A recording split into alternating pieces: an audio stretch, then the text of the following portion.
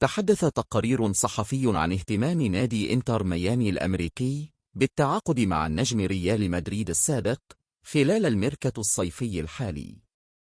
ووفقا لشبكة ريليفو، فإن إنتر ميامي الأمريكي يسعى للتعاقد مع النجم البلجيكي إيدين هازارد هذا الصيف. وكان ريال مدريد قد فسخ عقده بالتراضي مع إيدين هازارد قبل عام واحد على نهايته. ويحاول إنتر ميامي تعزيز صفوفه بصفقات مميزة بعدما نجح في الحصول على خدمات ليونيل ميسي وسيريو بوسكيتس. ولم يتخذ هازارد قراره النهائي حول مستقبله، سواء باللعب لفريق آخر أو اعتزال كرة القدم، حيث يفضل عدم التسرع ويستمتع بإجازته قبل حسم الأمر.